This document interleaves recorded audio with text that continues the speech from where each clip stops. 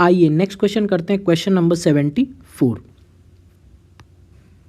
देखिए या इस क्वेश्चन में मुझे रिएक्टिविटी के बारे में बताना है रिगार्डिंग E2 रिएक्शन की रिएक्टिविटी।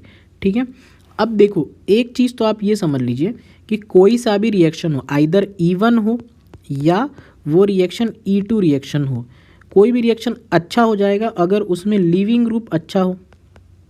ठीक, अगर लीविंग ग्रुप आपका गुड होता है तो रिएक्शन की स्पीड क्या होती है, काफ़ी ज़्यादा अच्छी होती है।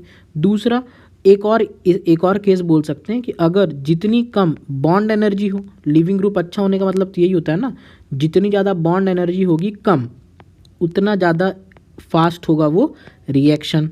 ठीक, तो ये दो बातें तो बहुत ही जनरल है, हमें पता ही होती हैं।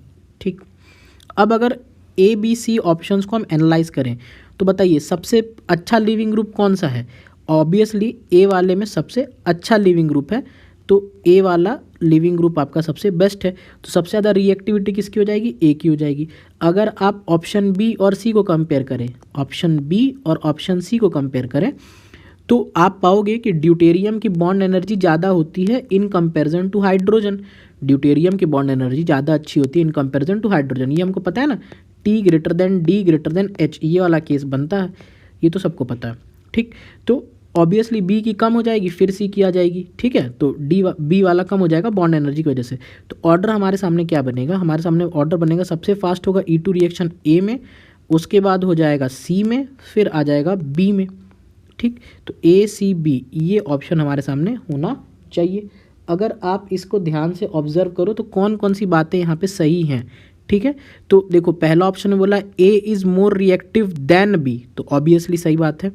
बी वाले में B is more reactive than A, ये गलत बात है।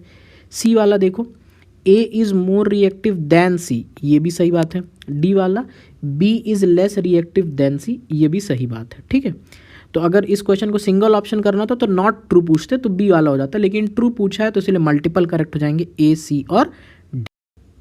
आइए नेक्स्ट क्वेश्चन करते हैं, क्वेश्चन नंबर 75। देखो जो प्रीवियस क्वेश्चन अभी हम करके आ रहे हैं ना, उसी का ये छोटा सा एक्सटेंशन है। अभी मैंने आपको ये बताया कि बॉन्ड एनर्जी का ऑर्डर क्या होता है आपको आइसोटोप्स के केस में, तो अभी मैंने आपको पढ़ा TDH, यही तो पढ़ा, T greater than D greater than H, तो ये होता है बॉन्ड एनर्जी का। यहाँ मैं लिख देता हूँ बॉन्ड एनर्जी का। ठीक, तो ऑब्वियसली रेट ऑफ रिएक्शन का ऑर्डर क्या हो जाएगा, सबसे फास्ट होगी H, फिर D, फिर T, H D T, ये हो जाएगी रिएक्शन के केस में। ठीक है, अब अगर इस क्वेश्चन को आप ध्यान से सर ऑब्जर्व करिए तो R1 वाले रिएक्शन में यहाँ पे दोनों तरफ हाइड्रोजन प्रेजेंट है, देखो ये हर जगह HH प्रेजेंट है, और R2 वाले केस में सब कुछ सेम है, यहाँ पे ड्यूटेरियम प्रेजेंट है। तो आप बताइए किस में फास्ट रिएक्शन होगी, R1 में कि R2 में। ऑब्वियसली कोई बच्चा ही बता देगा R1 में तेज होगी sir in comparison to R2, तो R1 greater than R2 answer हो जाएगा। कौन सा आंसर करेक्ट हो जाएगा, ऑप्शन ए इसमें करेक्ट हो जाएगा। बहुत ही सिंपल सा क्वेश्चन ये हुआ। आइए नेक्स्ट क्वेश्चन करते हैं, और ये इस चैप्टर का लास्ट क्वेश्चन भी है, क्वेश्चन नंबर 76। देखो यहाँ पे हमको कुछ रिएक्शन दे रखी है, इसके बारे में हमको यहाँ पे बताना है। ठीक है, तो अगर मैं आपको इस रिएक्शन के मैकेनिज्म पहले समझाने की कोशिश करूँ तो हमें जो रिएक्टेंट दे रखा है वो कुछ इस तरह से है। इसकी रिएक्शन मुझे करानी है H+ के साथ में, तो ये ऑक्सीजन इसको लोन पेयर को इलेक्ट्रॉन देगा, ये बन जाएगा OH2+ के अंदर, और वो निकल के यहाँ से वाटर निकल जाएगा और कार्बोकैटायन का फॉर्मेशन हो जाएगा। ठीक, ये कार्बोकैटायन का फॉर्मेशन हो गया। अब बगल वाले पड़ोसी से एक हाइड्रोजन का लॉस हो जाएगा। ठीक, और अल्कीन बन जाएगी, तो ये कंपाउंड बन गया PH, ये कुछ इस तरह से। अब यहाँ पे ये जो अल्कीन बनी है ये कुछ भी हो सकती है, E भी हो सकती है और Z भी हो सकती है।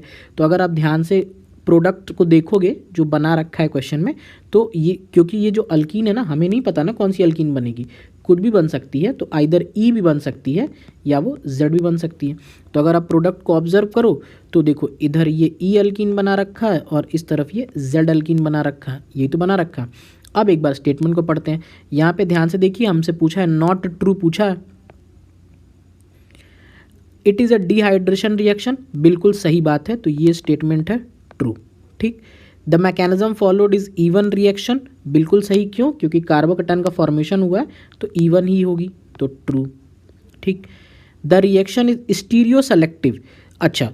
और डी ऑप्शन बोला the major product is Z alkene. अब एक बात बताओ, जेड अल्कीन जो है ये जो आपको दिख रही है इसमें थोड़ा सा रिपल्शन वगैरह के चांसेस ज़्यादा होते हैं क्योंकि सभी ग्रुप सेम तरफ होते हैं, तो ये जो प्रोडक्ट होता है ये माइनर होता है और बगल वाला क्या होता है, थोड़ा सा मेजर होता है। क्यों? रिपल्शन फैक्टर को कंसीडर करते हुए। तो ज़्यादा स्टीरियो सेलेक्टिव का मतलब होता है ऐसी रिएक्शन जो पर्टिकुलर एक स्टीरियो आइसोमर्स को ज़्यादा प्रीफर करे ओवर अदर। तो क्या ये रिएक्शन स्टीरियो सेलेक्टिव है? बिल्कुल सही, तो ये हो जाएगा ट्रू। और लास्ट वाला the major product is Z alkene, तो वो हो जाएगा गलत, फॉल्स। ठीक है, तो ये आपका हो जाएगा। ठीक है, तो करेक्ट आंसर नॉट ट्रू बताना था, तो ऑप्शन डी हमारा करेक्ट हो जाएगा। ठीक है, तो ये था इस चैप्टर का कंप्लीट सोल्यूशन। अगर आपको ये वीडियो अच्छा लगा है तो वीडियो को लाइक और शेयर ज़रूर करना, और चैनल पर पहली बार आए हो तो चैनल को सब्सक्राइब करके बेल नोटिफिकेशन ज़रूर प्रेस कर लेना, क्योंकि ऐसे ही यूज़फुल वीडियो आपके लिए हम हमेशा बनाते रहते हैं। So that's all for today and thank you for watching.